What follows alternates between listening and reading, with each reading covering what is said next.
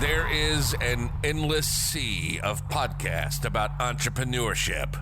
Talking about it, but not living it. We live it every day. This is Inside the Wolf's Den, an entrepreneurial journey with Shawn and Joni Wolfswinkle, talking about real estate investing, but also encompassing general subjects in regards to owning small to medium-sized businesses. And of course, all the struggles that business owners must overcome to be successful. This is Inside the Wolf's Den. And this is Shawn and Joni Wolfswinkle. Hey, we're back inside the Wolf's Den with Joni Wolfswinkle and my other half, Shawn Wolfswinkle. How are you, Shawn? Great, thank you. Thank you for the introduction there. Yeah. We are on episode 31, continuing on our series, taking a deeper dive into buying, managing, and selling residential real estate.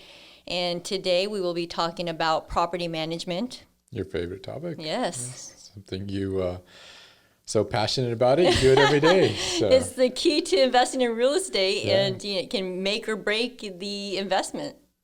Right? Yeah, so definitely when you're, we've gone into all different aspects, and so if you're just buying and selling, this might not apply to you, but if you're managing property and wanting to keep properties long-term, and even if you are buying and selling, you should think about holding rental real estate, because it's going to help, build wealth, and it's going to help offset some of your taxes from all your buying and selling. So definitely, should be doing a balance of some buying and sell, but also holding long-term rentals. Yeah, so. Absolutely. And last week we talked about, our real estate team and who to have on our real estate team, and property management was one of those, and that's key. I mean, you have, especially if you are investing not in your own city, and you have your personal life, you want to outsource property management. Correct. So we'll get into a little bit about self-managing, and then this bulk of it's going to be on third-party property management companies or property management. So,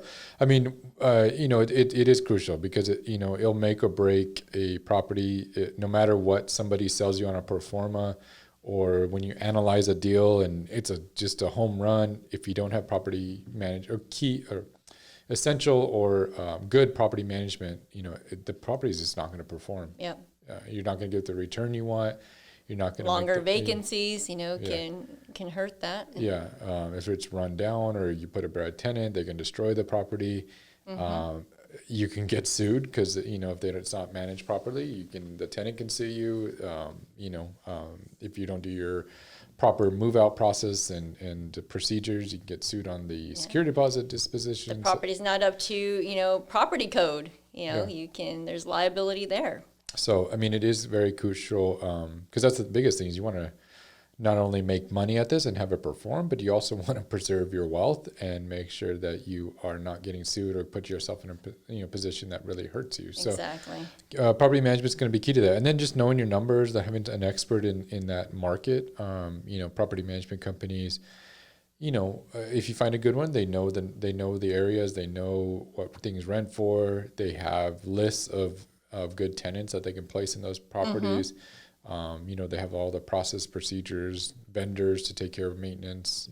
Get into what do you? Yeah, there's so many moving parts and so many tasks involved in managing rental properties. To start with leasing, there's 12 things that we check for when we're screening an applicant.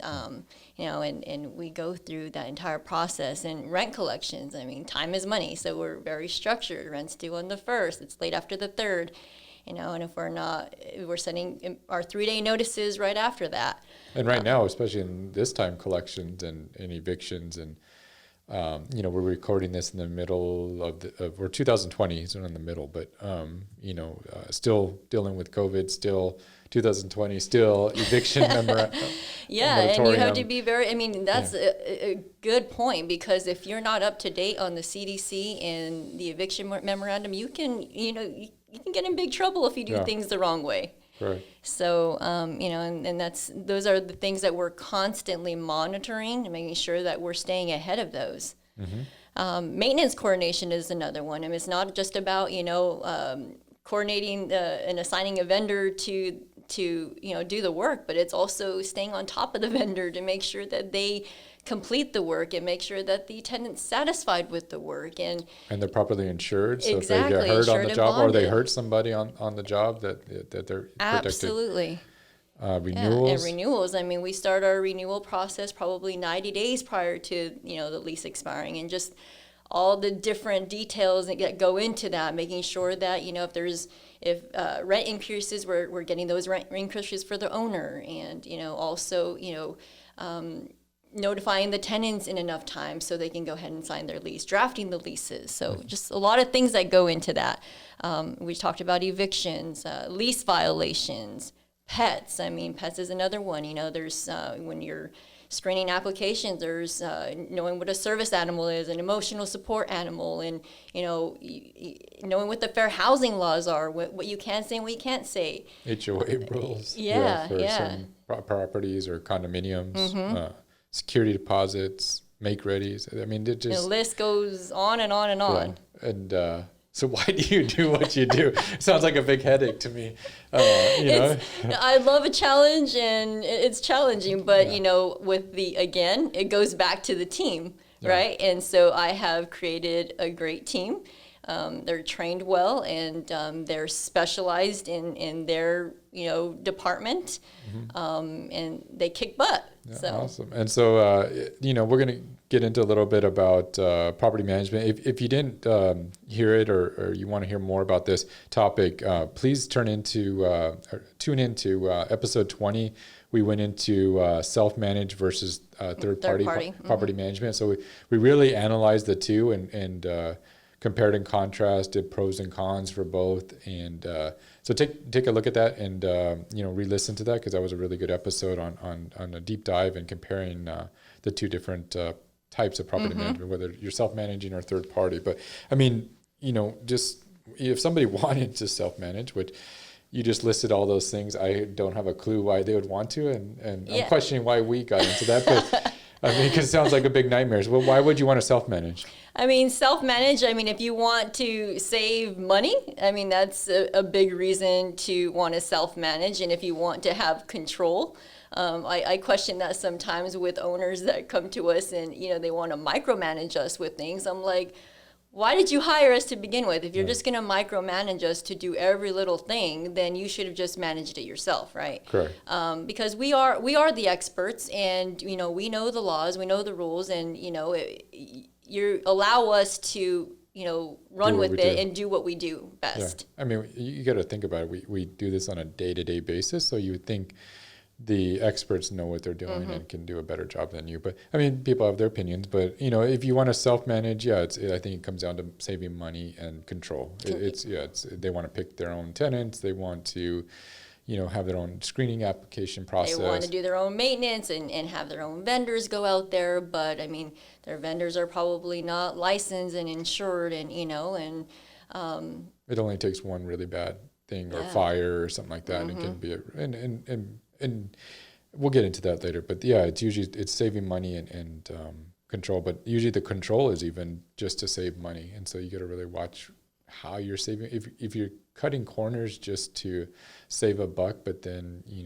exposing yourself to liability and issues, you're really opening yourself up to a can of worms down the road. It only takes one bad apple that you put in the home, or just one bad experience, and can really change that. So what are the cons to self-managing? Really time intensive. I mean, it takes a lot. I mean, if you want a life, then it's probably not what you want to do. But because there's a lot that I just listed, all the tasks that are associated with actually managing a property, and if you do them correctly, you don't have time to do anything else. Correct. And we're talking about buying, managing, and selling residential real estate in this series. So we want you to grow a portfolio. We don't want you to, if you just have one house that maybe you sold your last house you lived in or rented it and then moved into another house, you probably, you can self-manage that, and you can probably go, several years without a problem or an issue, and it's fine. And you saved money, and it's not too time intensive. But if you really want to grow a portfolio and build wealth with this, you're gonna own a lot of properties or several properties, and then it becomes time intensive and a headache if you're not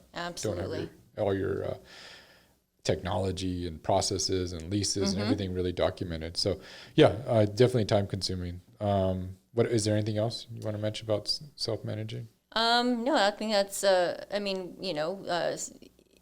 course, I mean, there's a lot that goes into screening a resident and being able to find a quality resident for your property. And I think a lot of investors, or people that try to self-manage, choose the wrong tenant up front just to throw them in there to, Fill the vacancy. Fill the vacancy and get that rental income coming in. And then, they put a bad tenant in there and, they're having thousands of dollars in make-ready costs, or trying to get that tenant out there. And I know one right now that we're dealing with where, owner came to us, she put a bad tenant in the property, and guess what? Pandemic hits, she's still in there. And it's several months. I'm not getting paid for it, but I'm trying to help this owner get this tenant out. So I think it's been, that one's been since March? It's been since March. Yeah. And so, it's, the proper screening could save you from putting a bad tenant in there.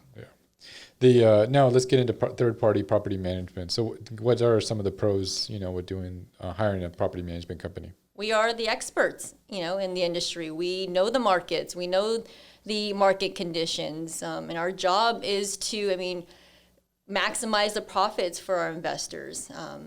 And I think the key is, like you said, you're the expert for that particular market. Right. So if you're wanting to buy in several markets and live wherever you want to live, live in California and invest in Texas, or live and invest in Florida, totally across the United States, you can do that and still, and it works by having a good property management company in that market. Exactly. And we have the processes and procedures, in place for properly managing the properties. Correct. And then what's some of the, another reason is liability, right? I mean, it protects you liability-wise. Absolutely. So, they know the landlord laws, they know the code laws, they have proper insurance, and their vendors have proper insurance. They're the expert, again, in their field, so they know what can be in the leases, what can't, what can you charge for, what can't you, on the move-outs, what you can charge for and what you can't.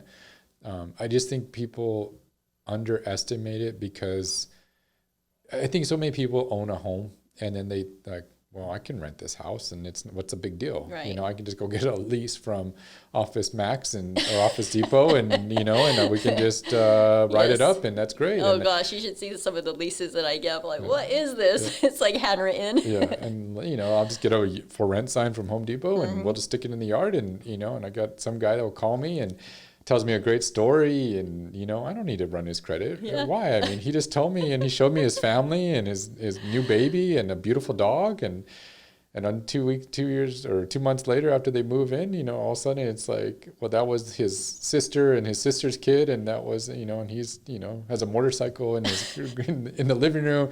He has 2 pit bulls in the back, and it's a whole mess, and he's not paying. Yep. So you got to really know what you're doing. So what are the cons of third-party property management? Well, I mean, not all property management companies are created equal. There's some bad apples out there, and and I think that's where the interviewing process really comes into play. Just really know what you're doing when you're interviewing your property management company. Don't just go in there and say, how much do you charge for property management, or what's your leasing fee? No, go in there and ask them, what's your days on market? What exactly do you do for your services? Do you do in-house maintenance or outsource maintenance? Do you, all these questions that you need to be asking them. Yeah, and I think you even have a list, right? I do, that we can maybe post in the show notes, or you can email us at just go to insidethewolfsden.com, and there's a contact page. We can send you that list of questions to ask for a third-party property management. But yeah, you went into detail one time about that. So whether it's how many units you manage, how many days on market is it taking to lease on average for you, in-house maintenance, do you upcharge on maintenance, your renewals process, how do you do that? But I think, and then a big one that people don't ask is communication. Right. How do you handle communication? So when there's a work order, how do we get notified of the work order? Absolutely. Is there a maintenance limit? Are you going to have one point of contact, So I know that there's a lot of, companies that are departmentalized. We are departmentalized, but we have one point of contact for our owners, so that way the owners can, if they need something, they can call that person directly and know exactly, what. And then take it even one step further, proactive communication. So, that one point of contact is being proactive and communicating with our owners once a month, and checking in and building that relationship. We talked a lot about in episode 3, about your property management team, your real estate team. It's all about relationships. And so you should be developing that same relationship with your property management company as well. Absolutely. And how many doors they manage, if they're just manage a few doors, that's probably not a good fit for you. They probably don't have the processes and procedures in place. Maybe they were a realtor once before and dabbling into property management and don't know, the property code, and it just. And look at the amount of staff to the amount of units they manage to make sure that they're properly staffed. Because yes, property management's a low margin business, and most management companies operate with less staff than they should, and it's tough to make money, and it's tough to provide the level of service that you're expecting. Right. So, to stay, you really need to ask and vet the property management company. I think that's so crucial. Yes. Because I think 90% of people just call around and say, okay, well, what's your management fee? What's your lease up fee? And all they're doing is just comparing fees. Exactly. And then they're like, okay, well, I think I should probably maybe I won't go with the lowest one, but I'm not going to go with the highest one. And just for whatever reason, I'm going to choose this guy towards the lower one. Yeah, but then you have them do that, and then they call back, once they're on board with us, and be like, oh, well, I didn't know you didn't do this, or their expectations were way off, or because they were looking solely on price. If they're looking for the cheapest company out there, they're going to get cheap value. They're not going to get a lot out of it, maybe a lease, and hopefully some rent collections and maintenance coordination, but anything else they don't. I mean, that's not full service. Yeah. And so what you were getting at was that, yes, if they call a low price point competitor, and and they go with that person, a lot of times that low competitor is not going to be able to meet the expectations. Exactly. And then they have a problem later on. Or there's hidden fees down as they go down the road. Yeah. I mean, I'll play, just to play devil's advocate with this whole industry, is that, property management, and what people don't realize, and I hope we emphasize this enough, it's a tough business. Tankless job. I mean, nowhere else to put it. Yeah, it's just, and it's sad because, and I hope we get this. If you own real estate, maybe you should just, and I'm saying this as I'm married to a property manager or an owner of a property management company, but, maybe just take a note and just say, thank you for what you do. Thank you for all the helping me build my equity and building my wealth. Thank you for putting up with the tenant and the hassles. It really or just does call mean them and the just world. give. We just had our huddle this past week, and one of our customer service managers, she was ecstatic because one of the owners just sent her a thank you card, just saying, you know what, thank you for being on top of this and sticking with it. I know it wasn't an ideal situation for anybody, and just understanding that, that we have your back, and we're doing the best that we could. Yeah. And she was ecstatic about it. She remembers that client, and now we treat all clients the same, and it's not like we're going to provide bad service for people that are rude, but at the same time, it means a lot when you get a client that really appreciates you and develops that relationship with you. So, appreciate your property managers, because they're doing a thankless job and a job that you're not willing to do, and most people aren't willing to do. They also, I think, pay them well. Don't try to nickel and dime your property management companies, because, again, you're going to get what you pay for. Right.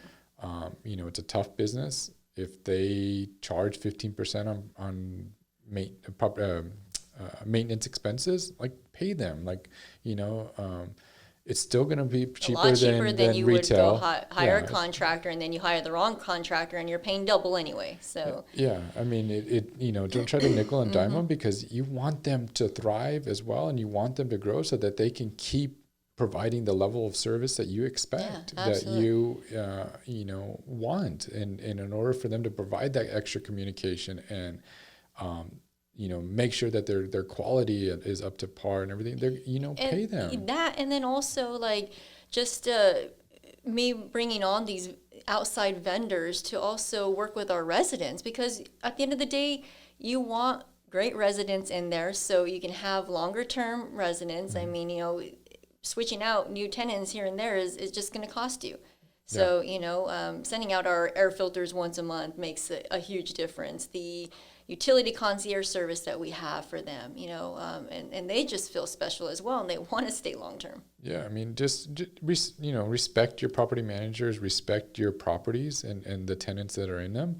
I think if you go in with that attitude of, you're providing a home, yes, you're building wealth and it's an investment for you, but at the same time, it's going to return a better performance over time if you care for your property manager, care for your property, and care for your resident. I mean, fix things when they need to be fixed, and fix them in a timely manner. And that matters to the tenant. Or even on a make-ready, I know so many investors are like, I don't want to do that. I don't want to spend that much money. It's just a rental. But you got to understand that if you want great residents, you have to provide them a home that they want, that they love, that they want to stay in. And if you want them to leave it that way when they move out, you want to provide it to them in clean, safe, something they're proud of. Right. That they're it's their home. So when they have guests come over and family, and I understand there's bad apples out there, and that might tarnish your view on it all. But I mean, if you go in with the right attitude, overall you're going to have a better performance long term if you take care of your property managers, take care of your residents, and take care of your properties for them. So, just respect them, your property managers, just appreciate them again, show them respect. They're knowledgeable. Now, yes, I'm speaking to property managers that you vetted them, they're quality property managers, they have references, you've vetted their references, you've spoken with them, you've maybe visited with them, you know that they're a player in that market, then respect them. They're experts. They know what they're doing. They have the knowledge. They've been doing this usually, for example, us 20 years. They know what they're doing. They've seen it all. Yeah. So just because you maybe owned a home doesn't mean you know everything about property management or managing a house. Right. It's a business. It's a different animal. So pay them well, respect them, and they'll take good care of you. Yeah. So anything else you can think about as far as partnering with the property management company? Yeah, no, just let us do the dirty work, and you guys collect on your cash flow, right? Yeah, and continue to build your wealth and buy more. So just take the whole purpose, I think, too, with some of what we said today was just look at it through a different lens. Look at it through a different outlook, and you'll see that you can still achieve the performance that you want in long term. And the biggest thing with property management and holding rental real estate is it's a long term game. Right. You don't nickel and dime in the short term just to try to, maximize your profit that year. A good management company is going to maximize your property performance anyways.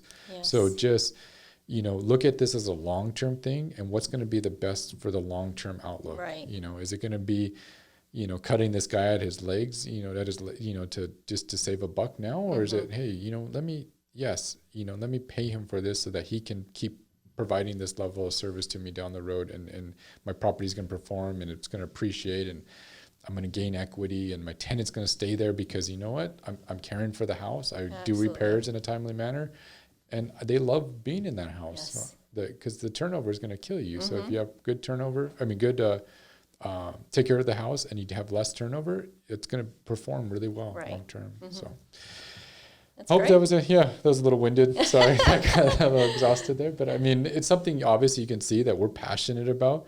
we're passionate about property management, right? Or else we in a weird way, yes. we wouldn't be doing this and keep growing with it. But we hope you got value, and we hope you saw the value in third party property management. If you want to continue to self manage, go at it, and if you ever need us when you have problems, we'll be there too. So, but until then, I guess stay tuned for next week. We're going to be closing up the series, right? Yes. With the biggest the cashing in, right? So you get to sell the investment property. So we're going to talk about ways to do that and about cashing in on your real estate investment. So stay tuned for next week. See you guys. You've been listening to Inside the Wolf's Den, an entrepreneurial journey with Shawn and Joni Wolfswinkle. Tons of entrepreneurial podcasts are out there. Talking. But Joni and Shawn are living it every single day. Their portfolio now includes many franchises and medium-sized businesses. We talk about the trials and motivators of successfully running a business.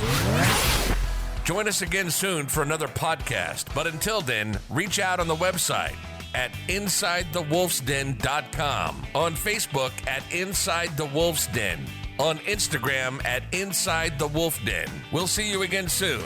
This is Inside the Wolf's Den. We'll see you next time.